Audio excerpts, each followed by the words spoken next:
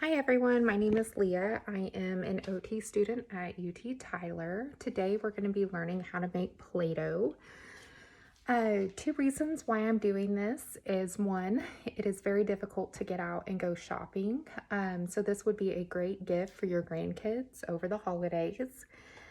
And it is a fun toy to make when they come over. They can help you do this, so it's great bonding time, as well as a good exercise for everyone involved. And so I'm going to turn the camera around. Okay, so this is our recipe we are going to be doing. It calls for 2 cups of flour, 3/4 cup salt, 4 teaspoons of cream of tartar, 2 tablespoons of vegetable oil, 2 cups of lukewarm water, and 5 to 10 drops of food coloring.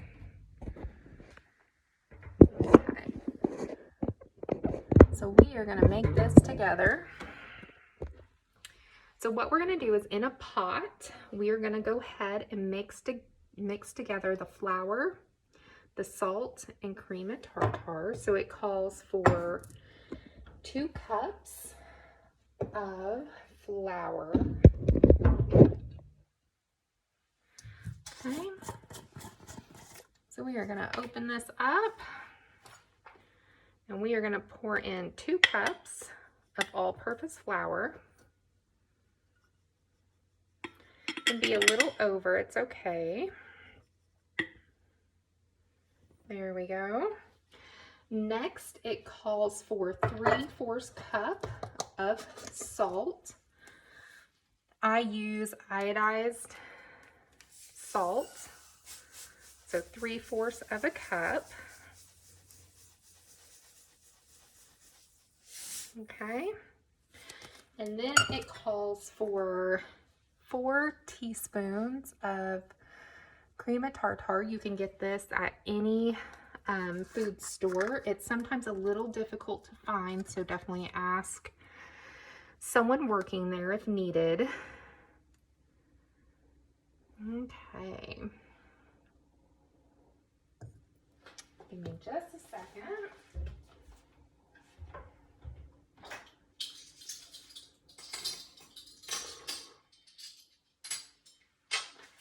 Okay, so it calls for 4 teaspoons. So there's 1, 2, 3, and 4. I think that last one was a little short, so we'll add a little bit more. And then you are going to stir it together very well, all of the dry ingredients, before we move to the next step.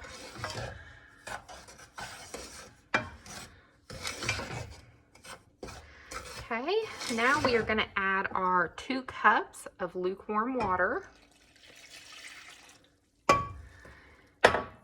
and our 2 tablespoons of vegetable oil. It's right here. 1, 2. Okay, and then it says to stir together again. I always recommend using a wood spoon. As we start to cook this, it's going to get really hard to stir, and I have bent a plastic spoon before. And it already smells like Play-Doh. So try to get as many of those bigger clumps out as possible. And we are doing this without the heat on right now. Okay. So make sure you go around the edges and make sure there is no dry ingredients sticking to the edge. Okay, so that looks pretty good. So now we're going to add the food coloring. So usually about 5 to 10 drops. I'm going to go ahead and mix red and yellow in the hopes that it will turn out a little orange since it is fall. And then you're going to stir that together.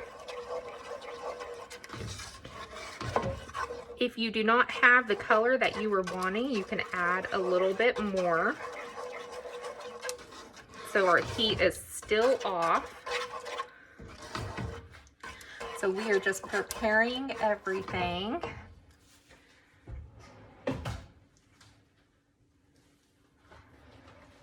I like mine to smell good, so I'm gonna go ahead and add a little bit of lemon extract to mine, just very little. Just a small pour.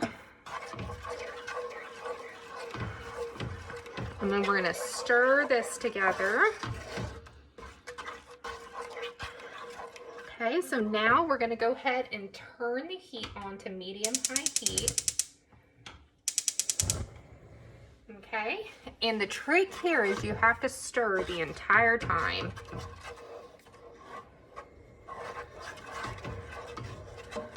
Okay. It goes pretty fast. Once it gets heated up, it's going to start forming into a ball.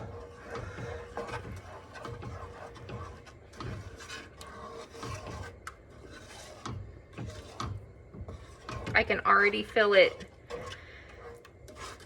kind of starting to form. It's getting a little bit more difficult to stir. If you need to, you might go ahead and wear a oven mitt if your pot gets hot on the handle, because as it starts forming into a ball, it's gonna need a little bit more resistance, and you might have to hold your pan. I don't want you to get burnt. Do you guys see that? It's starting to form up. So you're just gonna keep it moving. Again, kids love to watch this process, so this is a great way for you to bond with your grandkids over the holidays.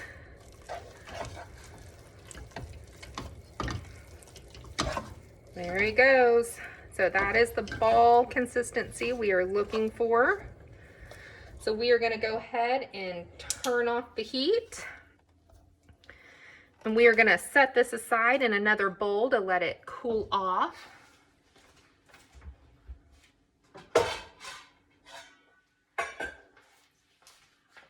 Okay, so I'm just going to use my spoon and pick it up and put it in here to cool down.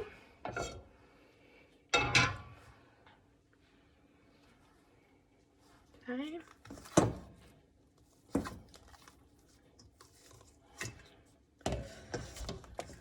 There we go.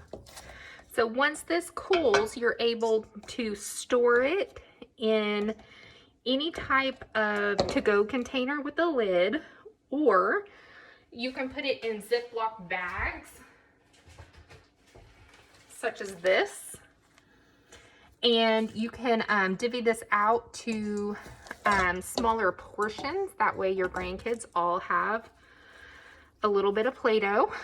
This is what it looks like. It feels amazing. The great thing about it, if they're little and they eat a little of it, it's all ingredients from the kitchen that we cook with on a daily basis. It's not going to hurt them. Okay. And then you'll put it in the Ziploc bag. Okay, so I'm going to go ahead and divvy mine out and put it in different bags.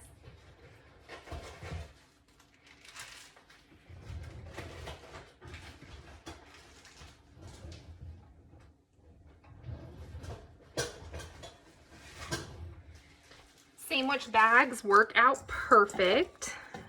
This stuff does take about 4 to 5 minutes to cool down.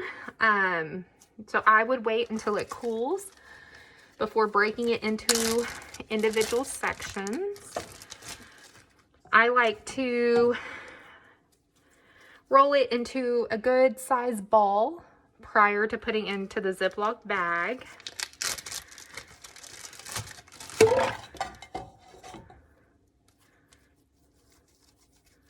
Like this.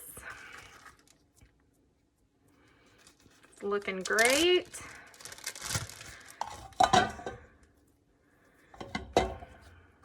Okay. Let's see.